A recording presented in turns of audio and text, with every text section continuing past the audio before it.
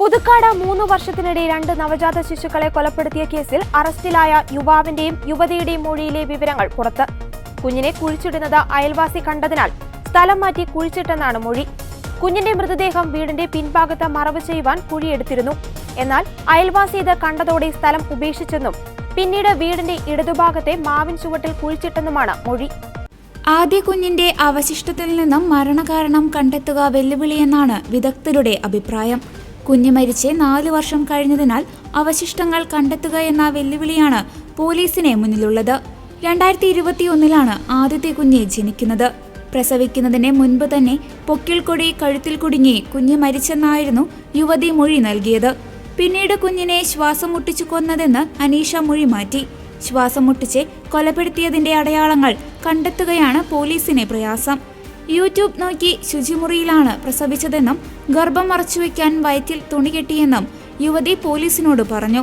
2 പ്രസവകാലവും മറച്ചുപിടിക്കാൻ യുവതി ഇറുകിയ വസ്ത്രങ്ങൾ ഒഴിവാക്കുകയും ചെയ്തു. ലാബ് ടെക്നീഷ്യൻ കോഴ്സ് പഠിച്ചതും യുവതിക്ക് സഹായമായിരുന്നു. പ്രതിയായ ഭവിന്റെ ഫോൺ തല്ലി തകർത്തെന്നാണ് പോലീസിന് ലഭിച്ച വിവരം. ഇതിൽ ആദ്യത്തെ കുഞ്ഞിന്റെ ചിത്രവും വീഡിയോയും ഉണ്ടെന്നാണ് ഭവിന്റെ മൊഴി. ഈ ഫോൺ കണ്ടെടുത്ത് ഫോറൻസിക് ലാബിലേക്ക് അയക്കും. അനീഷയുമായുള്ള വഴക്കിനിടെയാണ് ഫോൺ തകർത്തത്. അനീഷയെയും ഭവിനെയും ഇന്ന് കോടതിയിൽ ഹാജരാക്കി പോലീസ് കസ്റ്റഡിയിൽ വാങ്ങി ചോദ്യം ചെയ്യും.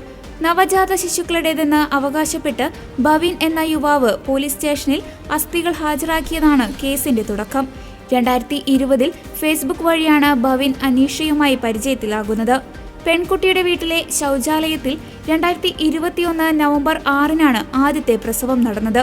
8 മാസത്തിനു ശേഷം കുഞ്ഞിന്റെ അസ്ഥി കർമ്മങ്ങൾ ചെയ്ത് കടലിൽ നിമജ്ജനം ചെയ്യാമെന്ന് പറഞ്ഞ് ഭവിൻ ഏറ്റുവാങ്ങി.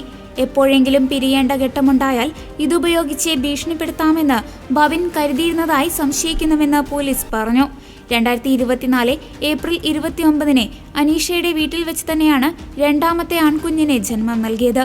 ആ കുട്ടിയും മരിച്ചെന്ന് അനീഷ യുവാവിനെ അറിയിച്ചു. കുട്ടിയുടെ മൃതദേഹം സ്കൂട്ടറിൽ ഭവിന്റെ ആമ്പല്ലൂരിലെ വീട്ടിലെത്തിച്ചു. മൃതദേഹം ഭവിന്റെ വീടിന് സമീപത്ത് കുഴിച്ചിട്ടു.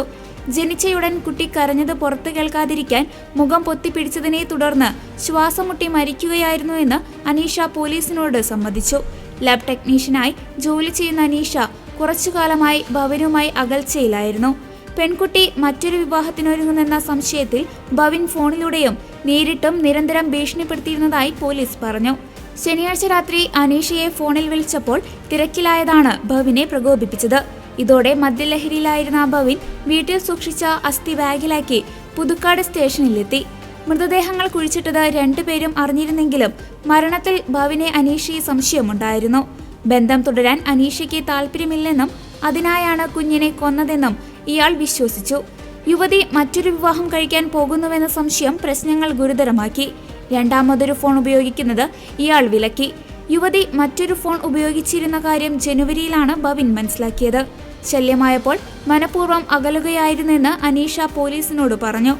ബന്ധത്തിൽ നിന്ന് യുവതി ഒഴിഞ്ഞുമാറിയാലോ വിവാഹത്തിന് വീട്ടുകാർ സമ്മതിക്കാതിരുന്നാലോ തന്റെ കുട്ടികളെ പ്രസവിച്ചു എന്നതിനുള്ള തെളിവാണ് അസ്ഥിയിലൂടെ ഭവിൻ ശേഖരിച്ചതെന്ന് പോലീസ് കരുതുന്നു. അടുത്തിടെയായി പെൺകുട്ടിയോട് ക്ഷമ പറയുന്ന തരത്തിൽ ഇയാൾ സംസാരിച്ചിരുന്നു. ശനിയാഴ്ച വൈകിട്ട് അനീഷയുമായി വീണ്ടും തർക്കമുണ്ടായി. സംഭവം പോലീസിനെ അറിയിക്കുമെന്നും എന്നെ ഒഴിവാക്കി നീ ജീവിക്കേണ്ട എന്നും ഭവിൻ പറഞ്ഞു. ജൂൺ 28 രാത്രിയായിരുന്നു യുവാവ് നവജാത ശിശുക്കളുടേതെന്ന് അവകാശപ്പെട്ട് ഒരു കൂട്ടം അസ്ഥി അടങ്ങിയ ബാഗുമായി പുതുക്കാട് പോലീസ് സ്റ്റേഷനിൽ എത്തുന്നത്. തുടർന്ന് ഇയാളെയും അനീഷയെയും പോലീസ് കസ്റ്റഡിയിലെടുക്കുകയായിരുന്നു.